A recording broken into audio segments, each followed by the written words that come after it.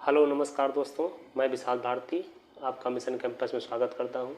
यदि आप net JRF assistant professor PGT GIC और पीसीएस में ऑप्शनल सब्जेक्ट सोशियोलॉजी लिए हैं तो उनके लिए ये क्वेश्चन अति महत्वपूर्ण होने वाला है। तो चलिए बिना समय गंवाए क्लास को स्टार्ट करते हैं। तो आज का पहला क्वेश्चन कह रहा है, सामाजिक परिवर्तन के रेखीय दृष्टिकोण से संबंधित हैं। सामाजिक परिवर्तन के रेखीय दृष्टिकोण से संबंधित है कौन कौन है? तो अगस्त काम्ट है, स्पेंसर है, मार्क्स है। इसके लिए हमने एक ट्रिक बनाया है जो है एएसएम।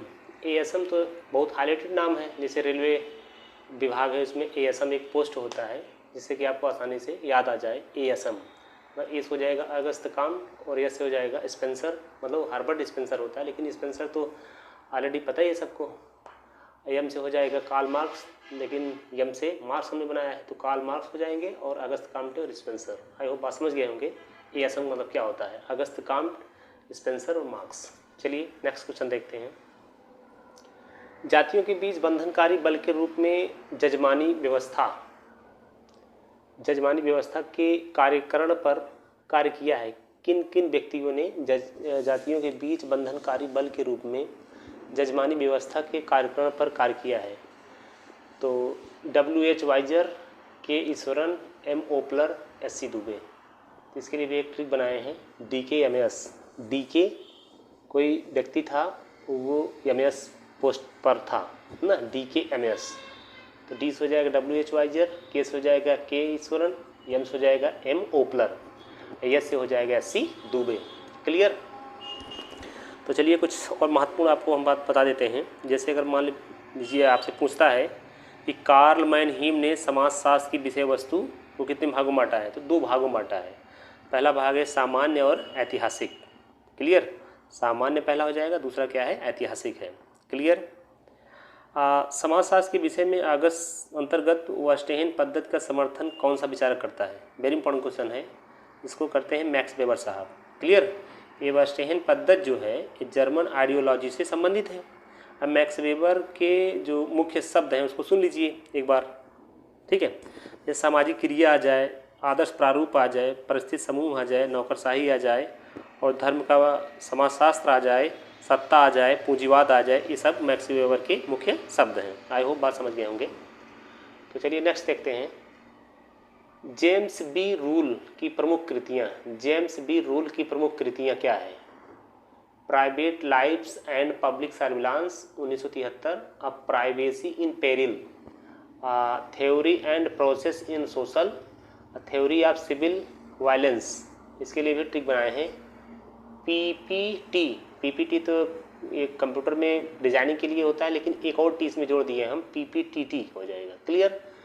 पी से मतलब private lives and public surveillance 1973, अगला पी से हो जाएगा प्राइवेसी इन पेरिल, और नेक्स्ट टी से हो जाएगा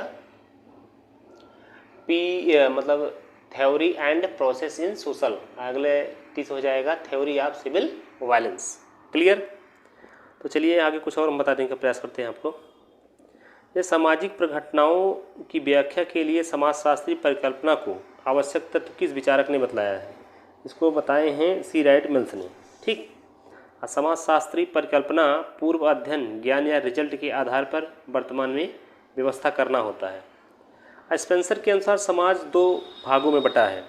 ठीक, एक तो है सैनिक और औद्योगिक और दूसरा है इसको सरल समाज और दोहरा मिश्रित समाज और मिश्रित समाज और तिहरे मिश्रित समाज। इसको SDMT से हम इसको डिनोट किए हैं। यस से हो जाएगा सरल समाज, डी हो जाएगा दोहरा मिश्रित समाज और एम से हो जाएगा मिश्रित समाज, टी से हो जाएगा तिहरा मिश्रित समाज। क्लियर? अब कार्ल मार्क्स समाज को 6 भागों में बांटते हैं, कहीं 5 में भी आ जाता है। आदिम समाज जैसे एशियाई समाज, प्राचीन समाज, सामंतवादी समाज, पूंजीवादी और समाजवादी। क्लियर?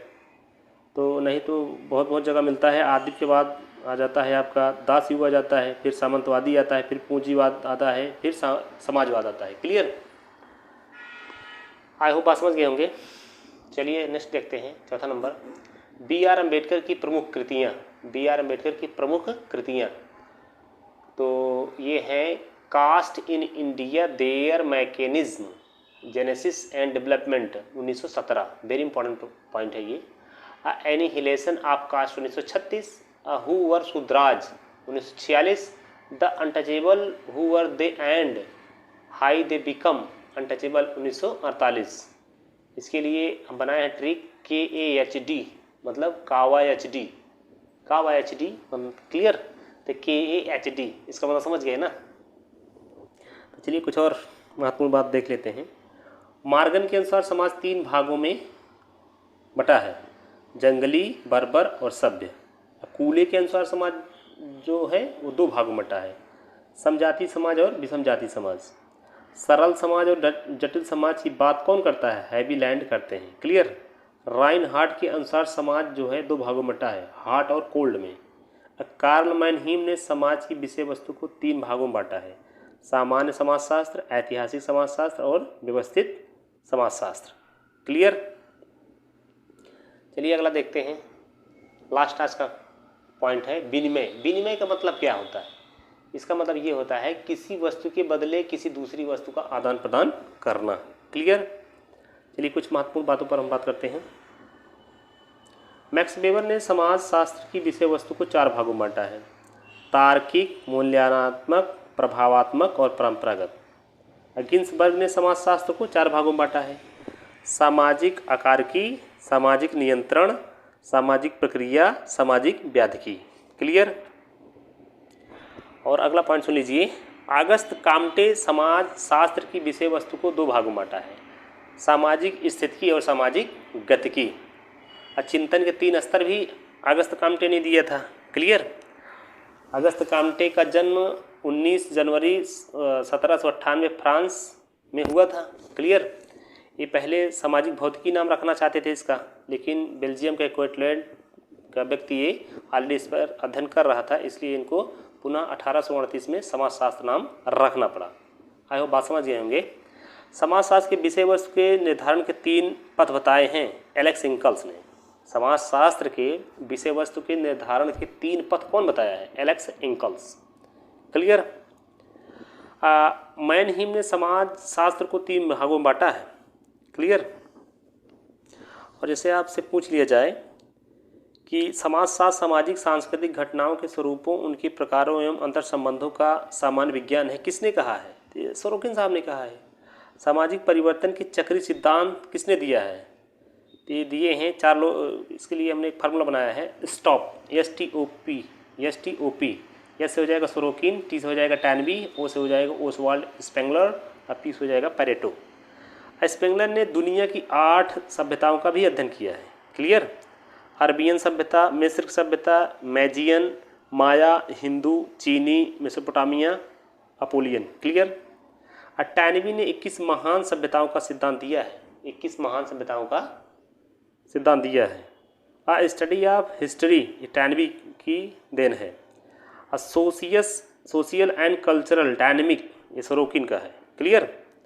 सोरोकिन ने संस्कृत को 3 भागों में बांटा है, भौतिक संस्कृति, भावनात्मक संस्कृति और आदर्शात्मक संस्कृति, क्लियर। भौतिक, आदर्शात्मक, भावनात्मक, क्लियर।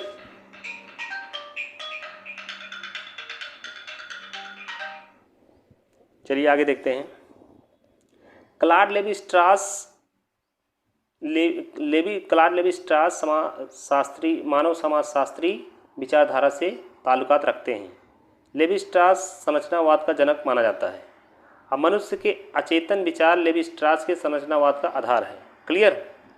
तो आई होप क्वेश्चन समझ रहे होंगे। तो बस आज इतना ही, इसी के साथ हम क्लास को समाप्त करेंगे। जय हिंद, जय भारत।